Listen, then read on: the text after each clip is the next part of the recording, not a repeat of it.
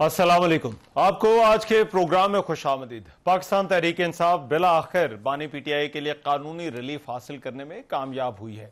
Supreme court ने 9 मई के 8 मुकदमात में इमरान खान की जमानत की दरख्वास्तें मंजूर कर ली। अदालत ने अपने फैसले में लाहौर हाई कोर्ट का जो फैसला था उसे कलअदम करार दे दिया है। इससे पहले सुप्रीम कोर्ट में अपीलों की समाअत करने वाला बेंच तब्दील हुआ और बेंच में शामिल जस्टिस मियां गुल हसन औरंगजेब की जगह जस्टिस हसन अजहर रिजवी को शामिल किया गया। पीटीआई रहनुमाओं ने इस फैसले पर रद्द-ए-अमल देते हुए कहा है कि आज का फैसला एक इशारा है। अवाम को पता चल गया है कि 9 मई का केस एक झूठा बयानिया था। हम समझते हैं हमें इंसाफ मिलेगा। लेकिन दूसरी तरफ गुज़िश्ता रोज इमरान खान ने आजम सवाती को सेनेट और महमूद खान अचकजई को कौमी असम्बली में अपोजिशन लीडर नामजद कर दिया था। एक्सप्रेस न्यूज की रिपोर्ट के मुताबिक पाकिस्तान तहरीक इंसाफ की जो सियासी कमेटी हुई का इजलास हुआ उसमें अपोजिशन लीडर की नामजदगी पर इख्तलाफात सामने आए हैं। जराये के मुताबिक सियासी कमेटी के अरकान ने सवाल उठाया कि यह बताया जाए कि किसने अली बुखारी को बानी तहरीक इंसाफ से नए अपोजिशन लीडर्स के लिए नाम लेने का कहा। अदालतों में केसेस के फैसले आने से पहले क्यों नए अपोजिशन लीडर के लिए जो है वो जल्दबाजी की गई। यह भी बताया जाए कि किसने ये पैगाम अली बुखारी के जरिए बानी तहरीक इंसाफ को जो है वो भिजवाया। इजलास में अली बुखारी ने इमरान खान का जो पैगाम है वो सियासी कमेटी को बताते हुए कहा कि इमरान खान ने कहा है कि अगर अपोजिशन लीडर को कोर्ट से रिलीफ मिल जाता है तो उनका नाम बरकरार रहेगा, वरना महमूद खान अचकजई और आजम सवाती अपोजिशन लीडर्स होंगे। आज सलमान अकरम राजा ने भी कहा कि उमर अयूब, शिबली फराज और अहमद भच्चर वापस आएंगे। बानी पीटीआई की जानिब से यह कहा गया है कि अगर जरूरत पड़ जाती है तो तब महमूद खान अचकजई और दीगर को नामजद किया जाएगा। जराये के मुताबिक पीटीआई की सियासी कमेटी ने ज़िमनी इंतखाबात में भी हिस्सा लेने का फैसला किया। ताहम कमेटी अरकान ने कहा कि जिस नशिस्त से जो नाअहल हुआ है उसे ही उम्मीदवार चुनने दिया जाए, उनके रिश्तेदारों को भी टिकट दिया जा सकता है। लेकिन साथ ही साथ पीटीआई ने आज बैरिस्टर गौहर का जो 9 मई के हवाले से मजम्मत का बयान था उस बयान पर भी एक वजाहत जारी की है। पार्टी के तर्जुमान ने अपने एक बयान में कहा कि पीटीआई ने कोई मुआफ़ी नहीं मांगी। बैरिस्टर गौहर के मीडिया में पेश करदा बयानात हकायक के बरअक्स हैं। पार्टी की जानिब से ना तो कोई बयान जारी हुआ और ना ही माजरत की गई। उन्होंने वाज़ेह किया कि पीटीआई का मौक़िफ़ वही है जो बानी पीटीआई इमरान खान ने हमेशा पेश किया और किसी दबाव के तहत माजरत करने का तासुर बिल्कुल गलत है। गुज़िश्ता रोज चेयरमैन पीटीआई बैरिस्टर गौहर का यह बयान सामने आया था कि हम फरिश्ते नहीं थे, 9 मई को जो हुआ वो गलत हुआ। बानी पीटीआई ने भी उसे गलत करार दिया। बस होनी चाहिए और इंसाफ होना चाहिए। इससे पहले जो है वो गुज़िश्ता दिनों सलमान अकरम राजा का मौफ़ी के सवाल पर बड़ा दो टोक जवाब था और ये कहा था उन्होंने कि इमरान खान किस चीज़ की माफ़ी मांगे और किससे मांगे, जबकि अलीमा खान ने भी कहा था कि इमरान खान ने कोई जुर्म किया हो तो वो माफ़ी मांगे। लेकिन इसी से जुड़ी एक और इम्पॉर्टेंट डेवलपमेंट आज ये हुई कि आज DGISPR लेफ्टिनेंट जनरल अहमद शरीफ चौधरी ने कहा कि 9 मई के जिम्मेदारान को कानून के कटहरे में आना होगा। फील्ड मार्शल की तरफ से कोई इंटरव्यू नहीं दिया गया। उन्होंने यह भी कहा कि इवेंट में पीटीआई का कोई जिक्र नहीं हुआ और ना ही कोई मुआफ़ी का जिक्र हुआ। ज़ाती मफाद और तशहीर के लिए एक सहाफ़ी की अपनी कोशिश थी। उनका कहना था कि अफसोस की बात है कि सीनियर सहाफ़ी होकर भी गैर जिम्मेदारी का मुजाहरा किया गया। पाकिस्तान तहरीक इंसाफ के जो मामलात हैं, ख़ास तौर पे ये जो माफ़ी वाला मामला है उससे जुड़े और फिर आज जो फैसला आया है उस पर बात करने के लिए तहरीक इंसाफ के रहनुमा रऊफ हसन साहब इस वक्त मेरे साथ मौजूद है। उनसे इस हवाले से बात करते हैं। रऊफ हसन साहब, बहुत शुक्रिया आपके वक्त का। रऊफ हसन साहब, सबसे पहले तो जो आज जो फैसला आया है मैं उस पर पार्टी का रद्द-ए-अमल जानना चाहता हूँ। पार्टी इन फैसलों को किस तरह से देखती है? बड़ी तादाद में मुकदमात हैं, 9 मई से जुड़े हैं, 8 केसेस हैं जहां पर खान साहब की जमानत हुई है। थैंक यू रहमान साहब, बहुत मेहरबानी आपकी। ये फैसला बहुत पहले आना चाहिए था, ये सजा होनी नहीं चाहिए थी। उसके बाद हाई कोर्ट लेवल के ऊपर कोई वजह नहीं थी कि बेल ना होती और उसको नोट भी किया है सुप्रीम कोर्ट ने और अच्छा फैसला है। खुश हैं कि फाइनली एक सही फैसला सुप्रीम कोर्ट की तरफ से आया है और हम उम्मीद करते हैं कि सुप्रीम कोर्ट अपने आप को वो जो फेयर का सिंड्रोम है उससे आज़ाद करेगी और आइन और कानून के मुताबिक फैसले जो है वो करना शुरू करेगी और मामलात को आगे बढ़ाएंगी। जी, आई थिंक इसी में मुल्क की बका है, इसी में मुल्क की सलामती है, इसी में मुल्क की स्ट्रेंथ है, ताकत है, सब कुछ इसी में है। آپ کو جسٹس پرووائڈ کریں گے، لوگوں کو انصاف پرووائڈ کریں گے، تو آپ ملک کو مضبوط بنائیں گے۔ اچھا، لیکن 26ویں ترمیم کے بعد آپ کی عدالتوں کے حوالے سے بہت سے تحفظات ہیں، لیکن ویسے جو توقعات آپ کی کیا ہیں ان کیسز کے حوالے سے جہاں پر ابھی فیصلہ آنا باقی ہے خان صاحب کے حوالے سے؟ آپ کو لگتا ہے وہاں بھی ریلیف ملے گا بانی پی ٹی آئی کو؟ ایک تو القادر ٹرسٹ کیس کی جو سسپینشن آف سینٹنس کی اپیل ہے، وہ پچھلے 8 مہینے سے 9 مہینے سے ہائی کورٹ میں پہلے تو لگ ہی نہیں رہی، اس کے بعد انہوں نے اس کو فکس کیا، اور وہ جو پروسیڈنگز ہوئی وہ ورچولی نان پروسیڈنگز تھی، اور اب وہ اس وقت انہوں کوئی اگلی تاریخ ہمارے پاس نہیں ہے۔ تو یہ ایک جو کنوکشن ہے جو موجود ہے اس وقت، اور اس کی سینٹنس کی سسپینشن کے لیے ہماری یہ پٹیشن جو ہے وہ اسلام آباد ہائی کورٹ میں پینڈنگ ہے۔ اور آج سلمان صفدر صاحب نے کہا ہے کہ جی یہ ایک دن اگر یہ پٹیشن لگ جاتی ہے اور 15 منٹ بھی سیریس کارروائی ہو جاتی ہے تو یہ اڑا دی جائے گی، یہ سسٹینیبل نہیں ہے۔ سو اس میں بھی وی ہوپ کہ ان قریب یہ پٹیشن فکس ہوگی ہیئرنگ کے لیے، اور خان صاحب کی جو بیل ہے اس میں سسپینڈ ہو جائے گی، سینٹنس سسپینڈ ہو جائے گی، جس کے لیے ہم نے پٹیشن موو کی ہوئی ہے۔ باقی ایک اور کیس ہے اس وقت، وہ توشہ خانہ کا کیس ہے، وہ اس وقت وہ ٹرائل ہو رہا ہے، اور پچھلے 3-4 تاریخوں کے اوپر اس کو ٹرائل کو کنڈکٹ نہیں کیا گیا۔ تو ہم دیکھتے ہیں کہ اس کے اوپر کتنی دیر لگتی ہے، کب اس کے اوپر جو ٹرائل ہے وہ کمپلیٹ ہوتا ہے، اور کیا اس کا نتیجہ نکلتا ہے۔ اس کے علاوہ تو اب خان صاحب کے پاس کوئی اور مقدمہ نہیں ہے۔ جی ٹھیک ہے۔ اور رؤف حسن صاحب، جو سیاسی کمیٹی کا اجلاس ہوا اس میں خبریں یہ ہیں کہ اپوزیشن لیڈر کے حوالے سے بھی بات ہوئی، یہ ذرا میں آپ سے جاننا چاہتا ہوں کہ کیا محمود خان اچکزئی کا نام اپوزیشن لیڈر کے لیے فائنل ہے یا نہیں؟ جی آج بھی پولیٹیکل کمیٹی کی میٹنگ ہے جی 10 بجے۔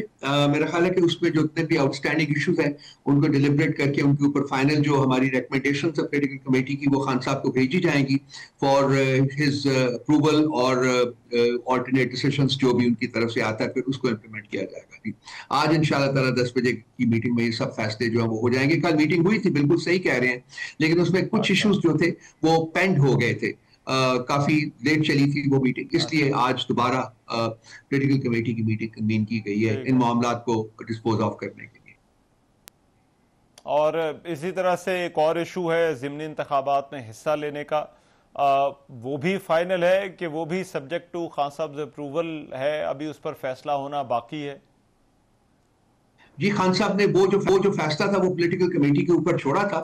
اب پولیٹیکل کمیٹی جس طریقے سے آپریٹ کرتی ہے، وہ فیصلہ تو رات کو ہو گیا، میں نے آپ سے وہ آپ کو پتہ بھی ہوگا میرا خیال ہے کہ ہم حصہ لیں گے تمام بائی الیکشنز میں، لیکن وہ ایک پٹیشن ہے کہ وہ انڈورسمنٹ کے لیے خان صاحب کے پاس جاتا ہے دوبارہ، تو وہ انڈورس کر دیں گے اس کو، لیکن وہ پولیٹیکل کمیٹی کا وہ فیصلہ جو ہے وہ ہو چکا ہے۔ اچھا، اور یہ جو معافی یا معذرت والا معاملہ ہے جس پر کچھ دن سے بات چل رہی ہے، اس پر دو طرح کے بیانات ہم دیکھ رہے ہیں۔ ایک تو بیرسٹر گوہر نے جو کچھ کہا، اور پھر دوسری طرف علیمہ خان اور سلمان اکرم راجہ نے جو باتیں کی، انہوں نے کہا کہ معافی کس چیز کی۔ تو اس کو پارٹی کس طرح سے دیکھتی ہے، یا یہ جو بحث ہے یہ اس طرح سے کیوں نظر آ رہی؟ کیا پارٹی کے اندر دو رائے ہیں اس پر؟ ایک تو یہ کہ یہ ایجنڈا کا حصہ نہیں تھا، یہ معاملہ جو ہے بیسیکلی یہ تو پرانا ہماری پارٹی کی کنٹینشن ہمیشہ سے رہی ہے کہ جی اس کے اوپر ایک جوڈیشل کمیشن بنا دیجیے گا تاکہ جرم اور مجرمین کا تعین ہو سکے in transparent and pragmatic manner, legal manner, lawful manner, تو اس کے بعد دونوں پھر معاملات کو آگے بڑھایا جا سکتا ہے۔ دیکھیے جہاں تک کانڈمنیشن کا سوال ہے وہ تو خان صاحب نے بھی کیا تھا، اور پارٹی کے تمام لوگ نہ ایک دفعہ نہیں بلکہ بارہا کر چکے ہوئے ہیں۔ میں ذاتی طور کے اوپر جب بھی کبھی اس قسم کا کوئی موقع آتا ہے تو ہمیشہ ہم اس کو اسٹرانگسٹ پاسبل ٹرمز میں کنڈیم کرتے ہیں، اور یہ کہتے ہیں کہ یہ ہونا نہیں چاہیے تھا۔ اب جب ہو گیا ہے تو اس کی کچھ ڈیمانڈز ہوتی ہیں، جرم کے تعین کے لیے، مجرمین کے تعین کے لیے، دونوں کے لیے ڈیو پروسیس آف لا جو ہے وہ ضروری ہوتا ہے۔ انفارچونیٹلی وہ ابھی تک نہیں ہوا، تو میرا خیال ہے اس سلسلے میں تو ہمیشہ کہتا ہوں کہ جی بات چیت کے ذریعے بات ہو سکتی ہے، جو پوزیشنز ہیں، ریسپیکٹو پوزیشنز ہیں، وہ بھی ٹیبل پہ رکھ دیں، ہماری پارٹی بھی ٹیبل کے اوپر رکھ دے گی، اور اس کی بات کو پھر وہاں سے آگے بڑھایا جا سکتا ہے اور دیکھا جا سکتا ہے کہ کس طریقے سے مسئلہ حل ہو سکتا ہے۔ جو سٹریس ہونا چاہیے رحمان صاحب، میری کنٹینشن یہ ہے کہ اس کے اوپر ہونا چاہیے کہ مسئلے کو حل کیسے کرنا ہے۔ ہاں ہماری ایک اسٹیٹڈ پوزیشن موجود ہے، اور دوسری طرف سے بھی اسٹیٹڈ پوزیشن موجود ہے. اب یہ اسٹیٹڈ پوزیشنز میں کوئی ایک کریڈیبل راستہ جو ہے وہ نکالنا ہے آگے بڑھنے کے لیے, اور اس کے لیے ضروری ہے کہ انگیجمنٹ ہو, بات چیت ہو, ڈائلاگ ہو, اور اچھا کوشش کی جائے کہ معاملے کو بہتر طریقے سے آگے بڑھایا جا سکے. ٹھیک. اور اسی معاملے پر آج کیونکہ D G I S P R کی بھی اسٹیٹمنٹ آئی اور انہوں نے کہا کہ ہم نے کوئی انٹرویو نہیں دیا, تو یہ معافی والی بات بھی جو ہے وہ پھر جو ہے وہ واپس ہو جاتی ہے. لیکن آپ کے خیال میں جو ہے وہ اس سے کچھ بدلے گا؟ ان آرٹیکلز میں جو کہ سہیل بڑائچ صاحب نے لکھے ہیں, تینوں آرٹیکلز میں نے پڑھے ہیں, اس میں کوئی ایسی نئی چیز تو تھی نہیں. ہاں, انہوں نے ایک احاطہ کیا ہے کہ پاکستان میں جو کمپیریٹیو ریلیونس ہے عسکریت کی اور جمہوریت کی وہ کیا رہی ہوئی ہے, اور پھر یہ کہ ان کے جو کچھ سٹیٹمنٹس تھی کہ خان صاحب کو بھی چاہیے کہ یہ ریالٹی ایکسیپٹ کر لیں اور آگے بڑھیں وغیرہ وغیرہ. لیکن کوئی ایز سچ کوئی نیاپن تو اس پہ تھا نہیں, سوائے جو ایک سیاسی جو اسٹیبلٹی ہے اس کے کانٹیکس میں انہوں نے کہا ہے کہ ہاں معافی ہو سکتی ہے, اگر سچے دل سے معافی مانگی جائے تو معاملات آگے بڑھ سکتے ہیں. وہ اب ڈینائل آ گیا, D G I S P S صاحب کا ڈینائل آ گیا کہ انٹرویو ہوا ہی نہیں ہے. اب میں تو یہ نہیں امید کرتا تھا, یا میں even I could not even imagine کہ سہیل وڑائچ صاحب کی سینیورٹی کے جو جرنلسٹ ہیں وہ اس قسم کی کوئی بات کریں گے. ایک نہیں دو نہیں بلکہ 3 آرٹیکلز اس کے اوپر لکھیں گے, اور اس کے بعد وہ ڈینائل آ جائے گا کہ وہ انٹرویو تو ہوا ہی نہیں ہے. تو یہ, لیکن اس میں جو سٹریس کرنا چاہ رہا ہوں وہ یہ ہے کہ اس میں کوئی اتنی کوئی نئی بات تو ہے نہیں تھی جس کو دیکھا جاتا. ہاں, ایک بات ضرور تھی کہ جی بات چیت ہو سکتی ہے. بات چیت کا میں دائی ہوں, میں حامی رہا ہوں. میں فیل کرتا ہوں کہ تمام انسٹیٹیوشنز میں بات چیت ہوتی رہنی چاہیے. میں اس کو پروموٹ بھی کرتا ہوں, جو بھی موقع ملتا ہے میں بات کرتا ہوں اس کے حق میں, اور جہاں کوئی بس چلتا ہے وہاں لوگوں کو کنونس بھی کرتا ہوں کہ جی مل بیٹھیے بات چیت کیجیے. تو اس کانٹیکس میں دیکھا جائے تو میرا خیال ہے کہ اس کے علاوہ کچھ چارہ ہے نہیں ہے. انٹرویو ہوا ہے یا نہیں ہوا, ناٹ وتھ اسٹینڈنگ دیٹ, لیکن اس میں جو باتیں ہیں ان سے کچھ نہ کچھ ایک کیو لے کے آگے بڑھا جا سکتا. رائٹ, بہت شکریہ. رؤف حسن صاحب ہمارے ساتھ موجود تھے. پروگرام میں ایک بریک شامل کریں, واپس آ رہے ہیں اس بریک کے بعد.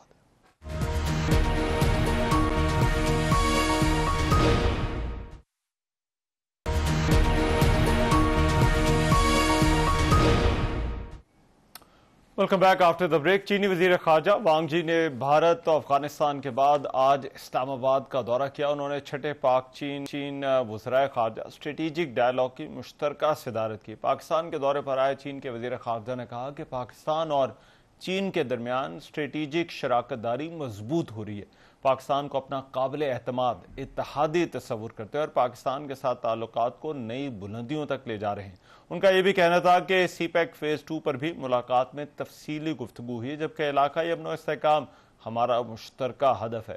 اس جو مشترکہ پریس کانفرنس کے دوران وزیر خارجہ اسحاق ڈار نے کہا کہ پاکستان کی سالمیت خود مختاری کے تحفظ کے لیے چین کے عزم کو سراہتے ہیں اور خطے کے امن و استحکام اور خوشحالی کے لیے مل کر کام کرنے کے لیے پرعزم ہے. یہ جو دورہ ہے اس کو بہت زیادہ اہمیت دی جا رہی ہے. اس پر ایک طرف تو چین میں خاصی بات ہو رہی ہے اور اس کی ٹائمنگ پر بھی, اور دوسری طرف بھارت اور پاکستان کے حوالے سے بھی یہ دورہ جو ہے وہ بہت ہی اہمیت کا حامل ہے, خاص طور پر اس تناظر میں جو پاکستان اور بھارت کے درمیان ایک جنگ جو ہوئی اور اس میں چین کا جو کردار ہے خطے میں وہ کیا ہو سکتا ہے, کس طرح سے اس سارے معاملے پر یہ جو وزٹ ہے اثر انداز ہو سکتا ہے, کیا بات ہو رہی ہے. کامران یوسف اس وقت میرے ساتھ موجود ہیں, ہمارے سینئر کورسپونڈنٹ فارن افیئرز کے, اور اپنا پروگرام بھی دا ریویو ہوسٹ کرتے ہیں. ان سے اس حوالے سے پہلے بات کرتے ہیں. کامران یوسف, بہت شکریہ آپ کے وقت کا. کامران, ایک تو سب سے پہلے میں سمجھنا آپ سے چاہتا ہوں یہ کتنا سگنیفیکنٹ وزٹ ہے, خاص طور پر یہ جو اس کا بیک ڈراپ ہے,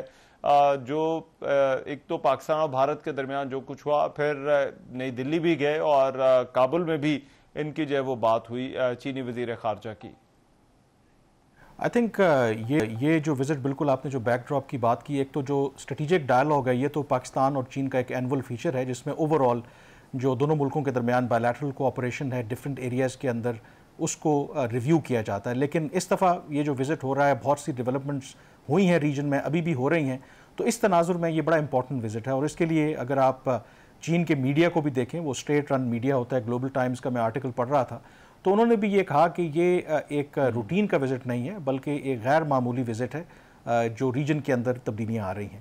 اور اس میں جو سب سے امپورٹنٹ بات ہے, بالکل آپ نے ٹھیک کہا کہ وہ پہلے دہلی گئے, پھر کابل اور اب اسلام آباد آئے ہیں, لیکن چین کے وزیر خارجہ نے خود جو ذکر کیا, انہوں نے کہا کہ بالکل انہوں نے 3 ملکوں کا دورہ کیا ہے لیکن پاکستان ان کے لیے سب سے زیادہ امپورٹنٹ سٹاپ ہے.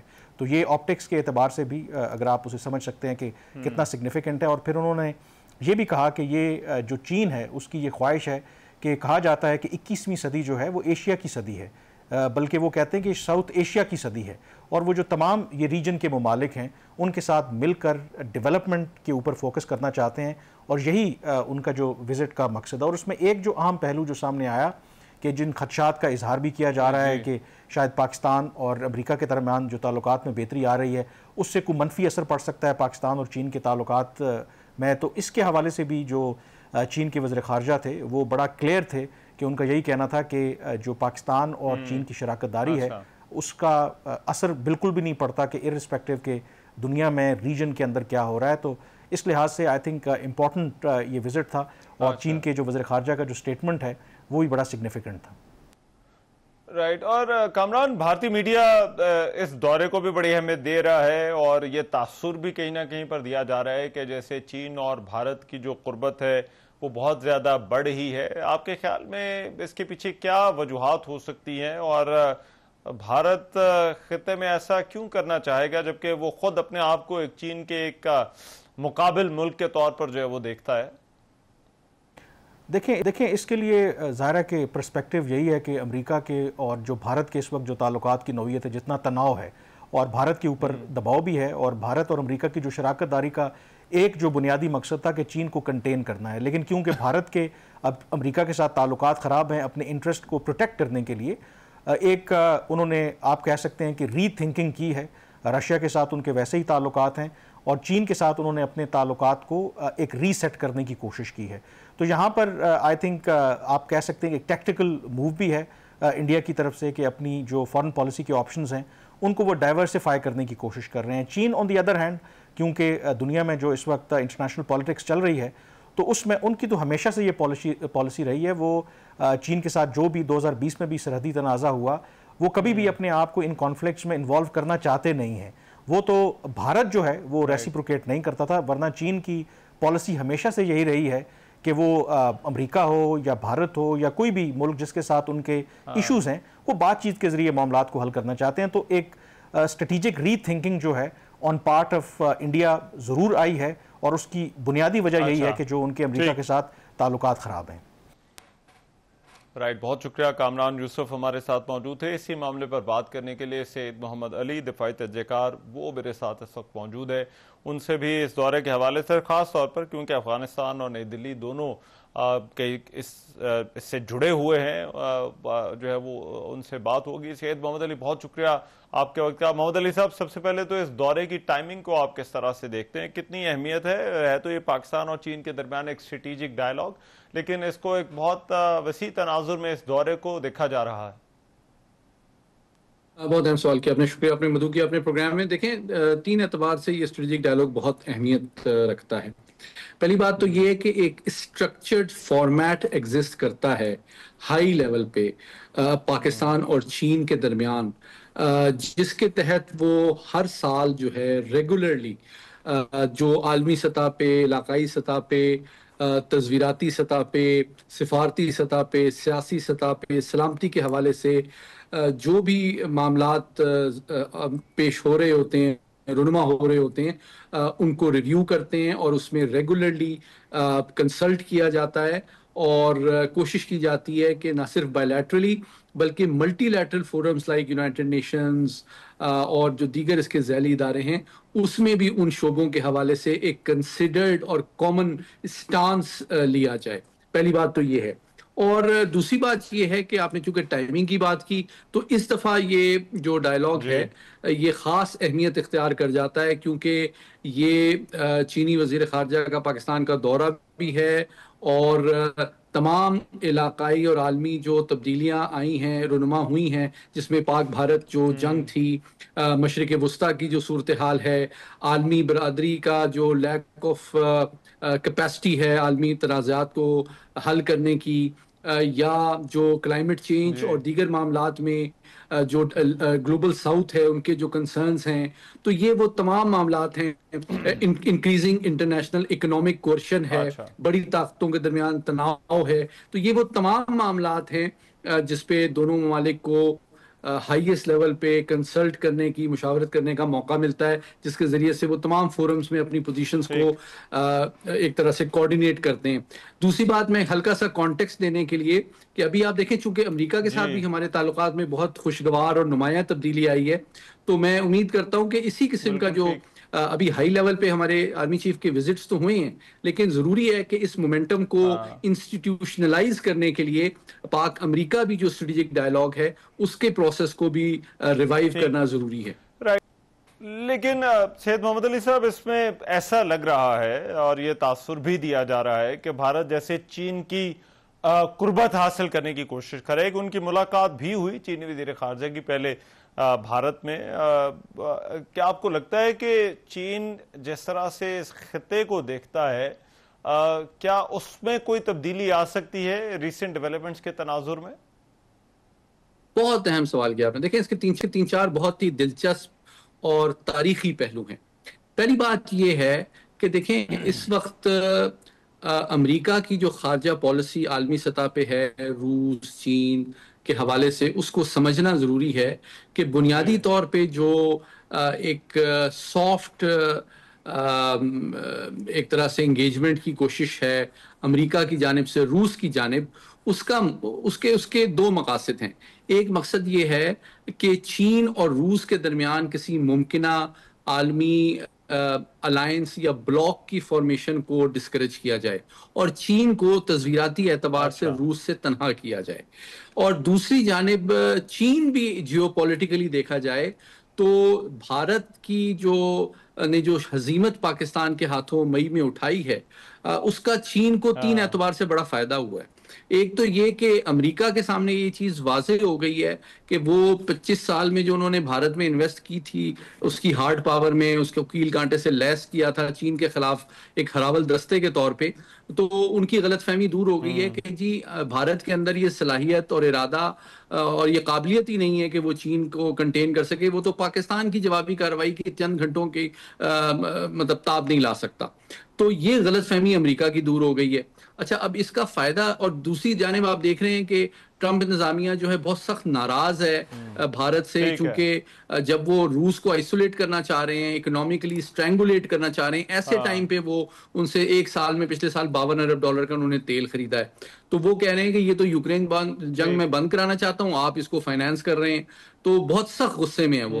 تو اب اور اس کے نتیجے میں انہوں نے 50% کا جو ٹیرف لگایا ہے بھارت پہ، وہ اس کی پنشمنٹ ہے، اس کی سزا بھارت کو دی جا رہی ہے. تو ایسے ٹائم پہ بھارت بجائے کہ وہ امریکہ کو کنونس کرے، ان کو انگیج کرے، وہ امریکہ کو اوائڈ کر رہا ہے. آپ کو یاد ہوگا کہ صدر ٹرمپ نے جب بلایا لنچ پہ فیلڈ مارشل عاصم صاحب کو، تو اسی ٹائم پہ انہوں نے G7 سے مودی صاحب کو بھی کہا کہ آپ بھی تشریف لائیں، لیکن وزیر اعظم مودی نے آنے سے معذرت ظاہر کی. دوسری جانب اب وہ چین میں جو بہت بڑی پریڈ ہونے والی ہے اس کا معائنہ کرنے کے لیے جانا چاہتے ہیں، اور کل انہوں نے ایک ICBM کا ٹیسٹ بھی کیا ہے. تو ان تین چیزوں کو اگر آپ دیکھیں تو امریکہ جو ہے وہ بھارت کے ایک بہت ہی غیر ذمہ دارانہ رویے پہ بہت سخت نالا ہے کہ جناب ایک تو جب آپ کو بلایا جاتا ہے سفارتکاری کے لیے آپ اوائڈ کرتے ہیں، دوسری جانب آپ روس کے جے شنکر صاحب کل ماسکو گئے ہوئے تھے، وہ مزید ان کے ساتھ انرجی کوپریشن چاہتے ہیں جو امریکہ کو مزید غصے میں مبتلا کر رہا ہے. اور تیسری بات آپ ICBM ٹیسٹ کر رہے ہیں جس کی دور مارنے کی صلاحیت چین اور پاکستان سے کہیں زیادہ ہے. تو اب یوں لگتا ہے کہ وہ امریکہ کو ہلکا سا تھریٹ بھی کر رہے ہیں.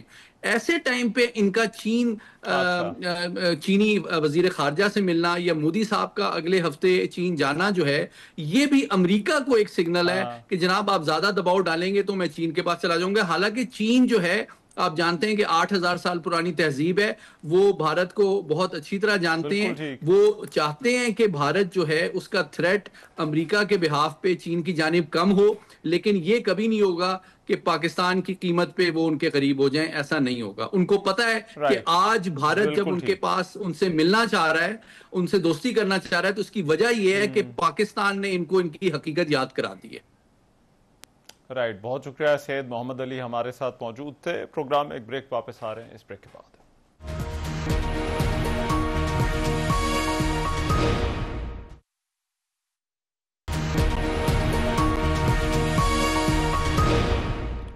Welcome back after the break. Khyber Pakhtunkhwa کے ضلع صوابی میں بارشوں اور کلاؤڈ برسٹ کے نتیجے میں اب تک 42 افراد جاں بحق ہو چکے ہیں. ساتھ ہی خیبر پختونخوا کے ضلع ٹانک میں جو ہے وہ سیلابی ریلوں کے باعث درجنوں دیہات کا جو زمینی رابطہ ہے وہ منقطع ہو گیا.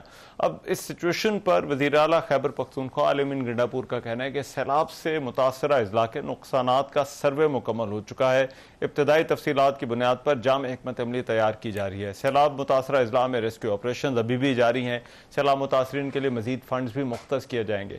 دوسری طرف محکمہ موسمیات نے یہ بتایا ہے کہ کراچی سمیت سندھ بھر میں مانسون سسٹم 23 اگست تک اثر انداز رہنے کا امکان ہے. اس کے بعد 27 اگست سے ایک بار پھر کراچی سمیت پورے صوبہ سندھ میں بارشیں متوقع ہیں. بارشوں کا یہ جو سسٹم ہے وہ 30 اگست تک جاری رہنے کا امکان ہے. اب یہ جو صورتحال ہے اور پچھلے گزرے چند دنوں میں گزشتہ روز خاص طور پر ہم نے کراچی میں جو صورتحال دیکھی، آخر حکومت جو ہے وہ اس کو کس طرح سے ڈیل کر رہی ہے، کیا اقدامات آنے والے جو اسپیلز ہیں ان کے لیے جو وہ اٹھائے جا رہے ہیں، اور یہ فلیش فلڈز کے ساتھ ساتھ جو اربن فلڈنگ ہم نے دیکھی کراچی میں، کیا کیا جا سکتا ہے، اس پر بات کرنے کے لیے وزیر بلدیات سندھ جناب سعید غنی صاحب اس وقت میرے ساتھ موجود ہیں. ان سے اس حوالے سے بات کرتے ہیں. سعید غنی صاحب بہت شکریہ آپ کے وقت کا. سعید غنی صاحب سب سے پہلے تو میں آپ سے جاننا چاہتا ہوں کہ یہ جو گزشتہ روز بارش ہوئی اس کے بعد اب تک کی جو صورتحال ہے کس طرح سے حکومت کوشش کر رہی ہے ڈرینیج کے لیے، اور اس وقت کیا صورتحال ہے؟ رحمان، اس وقت کراچی شہر کی تمام جو بڑی شاہراہیں ہیں وہ نارمل ہیں، چل رہی ہیں، ٹریفک ان پر موجود ہے. میں ابھی بھی کافی ایک شہر کے بڑے علاقے کا وزٹ کر کے آیا ہوں، اور ایز سچ سڑکوں پہ ٹریفک کا کوئی ایشو نہیں ہے، گاڑیاں روانی سے چل رہی ہیں، حالانکہ بارش ابھی ہو بھی رہی ہے. اچھا، کچھ چیزیں ایسی ہوتی ہیں جو بارش کے فوراً بعد ہوتی ہیں، اور وہ جب بارش رکے گی تو ہم ان کو بھی ریزالو کریں گے. مثال کے طور پر کچھ جگہوں پہ سڑکیں خراب ہو جاتی ہیں اور ان کا پیچ ورک کا کام ہوگا، وہ ابھی نہیں ہو سکتا، وہ جیسی بارش رکے گی ہم وہ کر لیں گے. ایک اور ایشو آتا ہے کراچی میں، ہمیشہ ہوتا ہے کہ چونکہ اکثر جگہوں پہ جو کراچی واٹر سیویج کارپوریشن کا انفراسٹرکچر ہے وہ بہت پرانا ہوتا ہے، تو کچھ مقامات پر بارشوں کے بعد جو ہے وہ کچھ سیویج کی لائنیں سنک ڈاؤن ہونا شروع ہو جاتی ہیں. تو وہ ابھی 2 مقامات پر یہ پرابلم ہمارے سامنے آیا ہے، اور اس کو ہم ابھی ٹھیک کر رہے ہیں، اس پہ کام ہو رہا ہے. باقی مختلف جو آبادیاں ہیں، رہائشی علاقے ہیں، خاص طور پر نشیبی علاقے ہیں، وہاں سیویج کی لائنز تھوڑی سی چوک ہوتی ہیں. اس کی وجہ یہ ہوتی ہے کہ جب بارش کا پانی لوگ ان سیویج لائنوں میں ڈالتے ہیں تو ان کے ساتھ مٹی بھی چلی جاتی ہے، بہت سارا ایسی چیزیں جاتی ہیں جو اس کو چوک کر دیتی ہیں. تو وہ چیلنجز ہیں، وہ ہم کر رہے ہیں، لیکن ایز سچ شہر جو ہے وہ نارمل ہے، باقی ساری چیزیں ٹھیک ہے، اللہ کا شکر ہے. ابھی تک جو بارش ہو رہی ہے اس کو ہم اچھی طرح کیٹر کر رہے ہیں. رائٹ. اور سعید غنی صاحب، یہ جو مناظر گزشتہ روز ہم نے دیکھے، آپ کے خیال میں پھر ایسی صورتحال شہر میں کیوں ہوئی؟ اور آگے بھی کہا جا رہا ہے 27 اگست سے 30 اگست تک جو ہے وہ بارشیں جو ہے وہ رہنی ہے. تو آپ کے خیال میں کیا بارشیں زیادہ تھیں، یا پھر یہ چیزیں اتنا پانی کراچی میں آنا یہ نارمل بات ہے؟ دیکھیں رحمان، بات یہ ہے کہ یہ کراچی کوئی واحد شہر نہیں ہے کہ جہاں پر اس قسم کی فوٹیجز آپ کو دیکھنے کو ملی ہوں گی. دنیا کے وہ شہر بھی جو بہت زیادہ ڈیولپ ہیں، ترقی یافتہ ہیں، جن کی آبادی بھی شاید کراچی سے کم ہے، جن کے پاس وسائل بھی ہم سے بہت زیادہ ہیں، لیکن وہاں بھی اگر بارشیں زیادہ ہو جاتی ہیں، ان کی جو کیپیسٹی اس سے زیادہ، تو یہ اسی قسم کی فوٹیجز آپ کو ان شہروں کی بھی نظر آتی ہیں. دبئی کا کوئی نہیں بھول سکتا، مطلب تصور بھی نہیں کر سکتے دبئی میں ہو سکتا ہے، لیکن دبئی میں یہ ہوا. 18 دن تک ان کی میٹرو بند رہی، کئی دن تک ان کا جو سڑکیں تھیں وہ نارمل نہیں ہو سکیں. اس کے بعد نیو یارک میں بھی ہوا ہے، کچھ عرصہ پہلے چائنا میں ہوا، ٹیکسس میں ہوا، پیرس میں ہو چکا ہے، اسپین کے کچھ شہروں میں ہوا. اور ہم اگر پاکستان کی بات کریں تو ابھی کوئی زیادہ پرانی بات نہیں ہے، لاہور میں بھی یہ ہوا، پنڈی میں بھی ہوا، پنجاب کے اور شہروں میں بھی ہوا. تو پہلے دن جب بارش بہت زیادہ ہو جاتی ہے تو اس قسم کے مناظر دیکھنے کو آپ کو ملتے ہیں. گاڑیاں گئی، بلکہ پنڈی میں تو ایک بڑا دردناک واقعہ ہوا کہ گاڑی کے اندر ماں، ایک والد اور بیٹی جو ہیں، وہ گاڑی سمیت جو ہے وہ نالے میں چلے گئے اور ان کی شاید دونوں کی ڈیتھ ہو گئی تھی. تو اس قسم کے واقعات بدقسمتی سے ہو جاتے ہیں. لیکن ہمارا مسئلہ یہ ہے کہ شاید کراچی پہ لوگوں کی نظر زیادہ ہے، کراچی سے محبت زیادہ ہے، تو وہ زیادہ ہائی لائٹ ہوتا ہے، اور پھر ظاہر تنقید بھی ہم پہ ہوتی ہے. ظاہر کہیں اگر ہماری کوتاہی ہے تو تنقید بھی ہونی چاہیے. لیکن کراچی میں صرف یہ واقعات نہیں ہوئے ہیں، یہ پاکستان کے شہروں میں بھی ہوتے رہتے ہیں اور دنیا کے بہت سارے بڑے بڑے شہروں میں بھی ہوئے ہیں. ہمیں یہ چیز مد نظر رکھنی چاہیے کہ اس وقت جو کلائمیٹ چینج کا چیلنج ہے جس کا سامنا پوری دنیا کو کرنا پڑ رہا ہے، اور پاکستان جو سب سے زیادہ متاثر ہونے والے ممالک ہیں ان میں سے ایک ہے، تو یہ اگر ہم توقع کر رہے ہوں کہ یہ بارشیں بھی اس طرح کی ہو جائیں اور سڑکوں پر پانی بھی آپ کو نظر نہ آئے اور جو ہمارے شہریوں کی زندگی ہے جو معمول کے مطابق چلتی رہے، تو میرا نہیں خیال ہے کہ یہ ممکن ہو سکے گا. ہم جتنا چاہیں ہم تیاری کر لیں، جتنی چاہے مشینری ہم لگا لیں، جو مرضی ہم کر لیں، لیکن بارشیں اگر اسی طرح 200 ملی میٹر کی 2-4 گھنٹے کے اندر ہو جائیں گی تو آپ کی روز معمول کی جو لائف ہے وہ متاثر ضرور ہوگی اور آپ کو تکلیف ضرور اٹھانی پڑے گی. یہ حقیقت ہے، یہ ریئلسٹک اپروچ لوگوں کی ہونی چاہیے. لیکن اگر وہ، میں نے تو بہت سارے معذرت کے ساتھ ایسے رپورٹرز بھی دیکھے کہ ان کے صرف پیر کے اوپر پانی تھا، لیکن وہ کہہ رہے تھے جی دیکھیں کوئی مشینری نہیں ہے، کوئی کام کرنے والا نہیں ہے، اور حکومت کی تیاریاں دھری کی دھری رہ گئی اور پانی جو ہے وہ بالکل سڑکیں ڈوب گئی اس کے اندر. تو میرا خیال ہے کہ یہ تھوڑا سا کہیں شاید اوور ڈو بھی کر رہا ہے. ٹھیک ہے، رائٹ، ٹھیک ہے. بہت شکریہ. سعید غنی صاحب ہمارے ساتھ موجود تھے، وزیر بلدیات سندھ بات کر رہے تھے. پروگرام میں ایک بریک شامل کر رہا ہوں، واپس آتے ہیں اس بریک کے بعد.